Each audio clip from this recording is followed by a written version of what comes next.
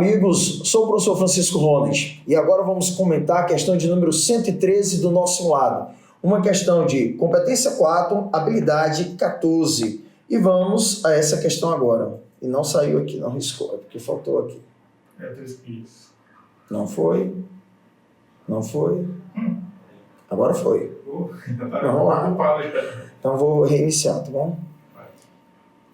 Olá, amigos, sou o professor Francisco Ronald. Vamos agora à questão de número 113 do nosso simulado, uma questão de competência 4, habilidade 14. E vamos à nossa questão, que diz o seguinte: o transporte de glicose pela membrana se dá seguindo 3 passos para boa parte das células. 1. A glicose se liga a uma proteína transportadora de glicose na face externa da membrana. 2. Quando a proteína transportadora sofre uma mudança em sua forma, a glicose atravessa a membrana. 3. O transportador libera a glicose do outro lado da membrana. E você tem uma figura muito bonita, por sinal, mostrando todo esse processo.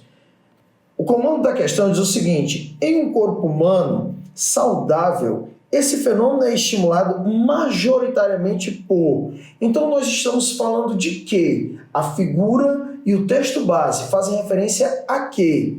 Porque seria um erro, já que ele não pede um conceito específico.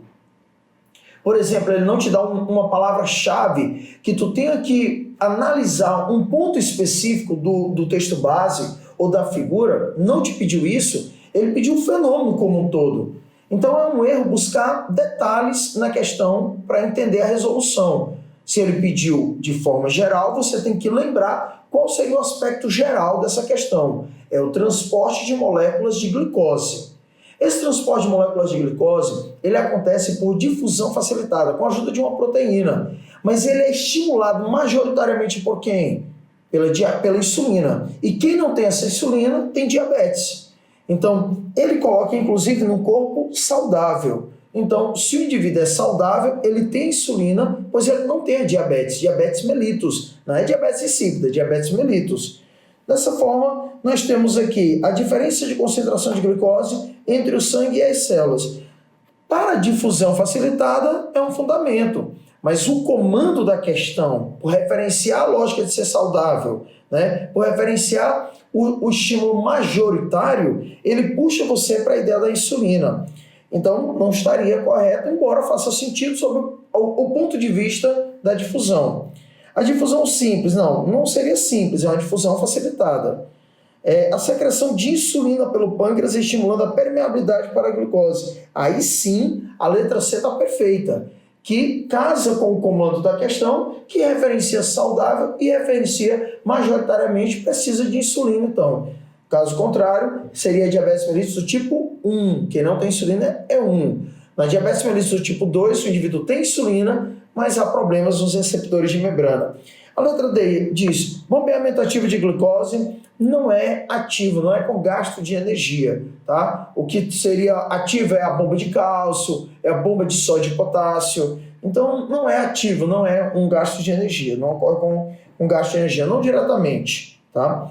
E a letra E é a atuação do cortisol. O cortisol é o hormônio da vigília, é o que nos faz despertar pela manhã.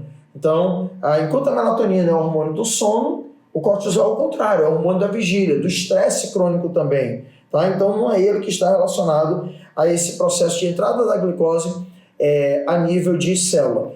Embora nós saibamos que o cortisol participa da gliconeogênese, que significa o quê? Transformar compostos que não são açúcares em glicose, tá bem? E ocorre isso quando há essa demanda, essa necessidade pelo cérebro, pelos rins, pelas próprias hemácias, ou mesmo quando há um excesso desse hormônio provocado pelo estresse crônico. Então, questão de número 113, alternativa certa, letra C.